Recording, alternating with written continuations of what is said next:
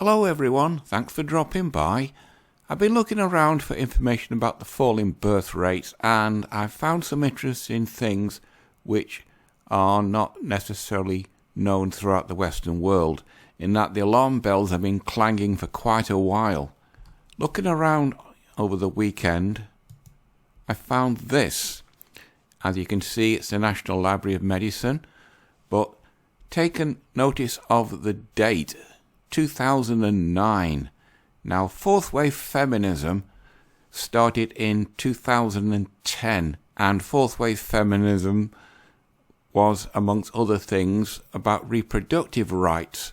And as you can see, declining birth rate in developing countries, a radical policy rethink is required.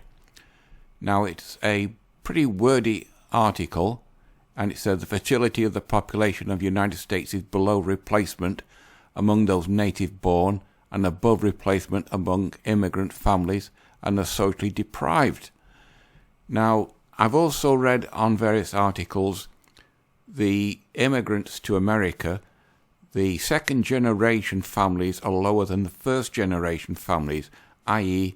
if you're Hispanic from a first generation family, you generally have a lot of children, but as the next generation grows up and becomes a second generation, the families that Hispanic Americans have is generally smaller than what their parents had. But anyway, he says, although recent data show that the birth rates over here in Britain, more of that later, is predominantly due to immigration, but these immigrants don't have any really skills. There's serious concerns about long-term replacement. And then it goes on about Japan. But this is the only thing I found interesting. You got your declining birth rate in clockwise. Reduced cost and increased safety and accessibility. Prevention of infertility, education, schools, communities. Flexi part-time career posts for mother, workforce balance, education, easing economic uncertainty, and promoting national conception. Now, all these things are designed around women. If there's no children being born, then a lot of these positions are filled with women. So a lot of these jobs are also going to be at risk. And it goes in order to address declining birth rates, and that's the article. Now that's that article. I've also found this was June 6, 2018, or it's 2009, 9 years or so later. Do fewer babies in the US now mean fewer workers in the future? And it goes on about the US birth rate declined in 2017 for women in their teens, 20s and 30s. Now in 2017, these teenagers, when fourth wave feminism kicked in, would now be in their prime reproductive years, i.e. 18 to 28, leading to the fewest babies being born in 30 years. Well, you can say feminism, fourth wave feminism, the cause of that. I don't need no man.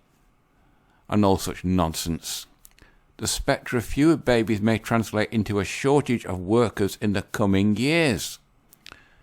Now, the findings come from the May 28, 2018, so already alarm bells are clanging then in the US administration, from the US Centers for Disease Control and Prevention, based on a review of more than 99% of birth certificates filed nationwide.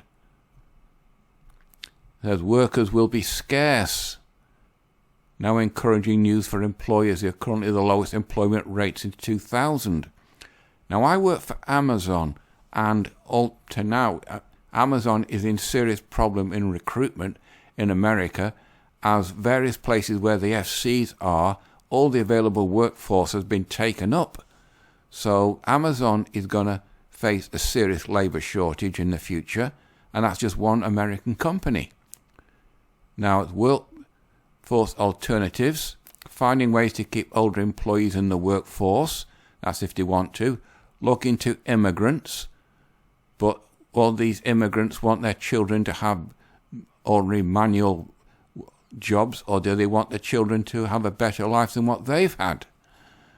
Providing benefits to those appeal for caring and child benefit and other relatives could be among the ways to ensure there's enough employees in the future workforce. Now, this bit stands out. More women will wait until they are established in their career, have some economic security, and have made their mark before becoming parents. Now, how long are they going to wait before they do become parents? Remember, a woman's prime fertile years are 18 to 28. If they're going to wait till in their 30s, then they're not going to be all that successful in landing the guy that they want. And it goes on, the US is not Japan, maybe not, but it's heading that way. Japan's birth rate has been significantly below 2.1%, 2.1 per women that is needed to sustain growth. Now, the Japanese do a lot of automation because of their declining workforce, which is covered in this section.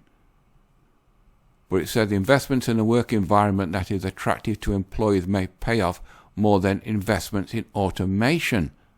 But these workers also need more money, and if the company hasn't got the money, then the workers are going to go somewhere else.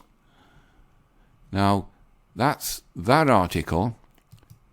Here in Britain it's the same, as you can see, but this was written 26 December 2021. Britain's playing catch-up. Baby shortage could spell economic stagnation for here in Britain, i.e. UK. Where is it? In Britain, by 2015, a quarter of Britons will be over 65, up from a fifth today. I'll be one of them. In 2050, if I'm still here, I'll be 94. By 2060, I'll either be very old or very dead, one of the two.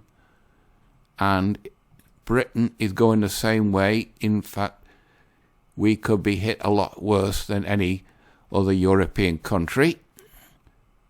And this Economist, this is 8th of October 2021, last year, he jumped into the mix. Falling birth rates are an economic issue. Here's how we can fix it. And his solution, if I can find it. Sorry about this, people. Is to get women in the workforce increasing. But if a woman's in the workforce, then a woman can't be at home raising the children. And who's going to be raising the children? She's leaving the child to be raised by another woman in the government institutions, i.e. schools and nurseries, when in fact a woman, her job is to raise the next generation in her home, but she's in the workforce because the government needs workers. Then what's going to happen? So it brings down to MGTOW. Before a woman can get children, she has to get with the guy, unless the guy's pumping and dumping. That means lots of single families. So who else is turning their back on marriage? I.e. the nuclear family, and it's MGTOW. This is an interesting article, a bit comical, but it has a lot of truth in it. Chris Rock saw the problem a while ago, and it says, marriage is hard, my marriage is so hard, Nelson Mandela got a divorce. For 27 years he was in a South African prison, and he got out. He spent 6 months with his wife and said, I can't take this shit, which I thought was very poetic. And this bit is the one I wanted to show you. The leftover women in China. There's an economic tsunami coming into China because there's a severe demographic imbalance. Any woman over 27, there's an article I've seen on YouTube, the Chinese women are picky, but over 27, no guy wants them. The Chinese economy is heading for serious trouble. And it's all the same in Britain. Not in Britain, in the Western world. I watch these Manosphere highlights daily. he gives an education of these foolish women. They're picky. They want the top 10% of men, but it's not going to happen. And there's a tsunami of lonely single women heading this way, and they've only got themselves to blame. It all boils down to fourth wave feminism, declining birth rate, MGTOW being a backlash against fourth wave feminism, guys turning the back of marriage and going their own way and look after themselves, which result in fewer babies in the US and Western world, means fewer workers for the future. And it could spell economic stagnation for not just here in Britain, for the Western world, as it's an economic issue and the politicians are going to have trouble. Otherwise, there's a bleak future for all of us. I'll carry on with this next week in the political sphere because I found a few things, but I think we're on the 10-minute mark now, so I'll just leave it at that. But it seems that we're going to have a bleak future with the economic crisis as well as the energy crisis, and this next year it's probably all going to come to a head, and none of us can do much about it, and that includes governments. So, okay, people, you know the routine. Like, dislike, comment, subscribe. It's completely up to you. So until next Monday for the next part of this, bye-bye.